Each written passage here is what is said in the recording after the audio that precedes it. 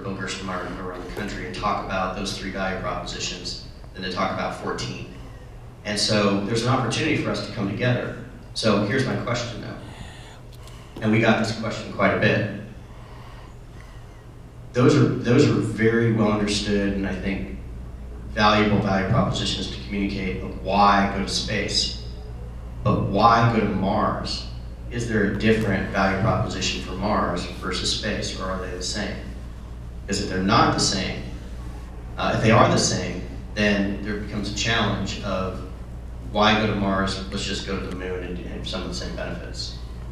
I'll start with Emily this time. What do you think? Sorry, I'm not going to. So with Mars, I think there's something more unique than the moon in that we suspect that life could be there. There's so much we don't know. We still have missions going to detect the seismology, look for water under the surface, and there's a lot that we can learn from looking at this planet, that their magnetosphere disappeared. The surface became oxidized. They thought that at one point this planet looked a lot like our own.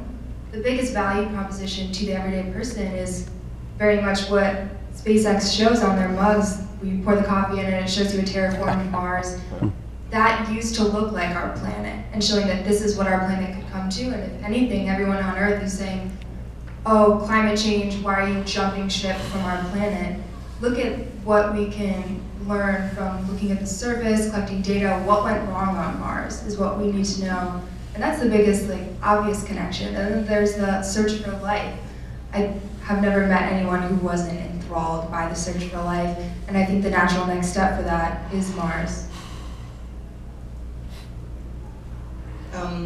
I agree with Emily that going to space exploration means you learn something about Earth. Because, looking at Venus, we realize there is this runaway greenhouse gas effect. Perhaps it's something we shouldn't want to do this on Earth. So, you learn from looking out what the situation is in your own backyard, which is Earth. So from that point of view, going to Mars, which is basically the closest twin that Earth has, even if it isn't, it's not an identical twin, it's a twin, but it has the same genes, but it has some differences as well. I think it will be really, really good for Earth, for all those that will stay here. Because let's face it, I'm not going to place 3.5 billion people on Mars. It's going to be, even in 100 or 200 years' time, it's going to be a small group of humans if we start living there. So what we do there will impact everyone else who stays behind. And I think, like I said, we are one big family. We need to take care of each other. So going to Mars also means trying to take care of Earth.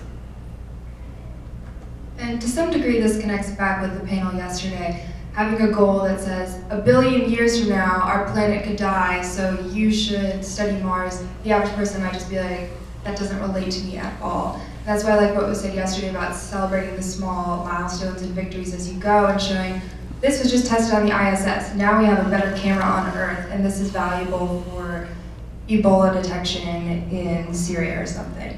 Having very discrete connections so the public can see every step of the way why space is valuable will make it more easy to convince of the big goal, why Mars down the line could help us save our own planet and be valuable in exploration. I'm going to make some comments and then I'll ask a different question, but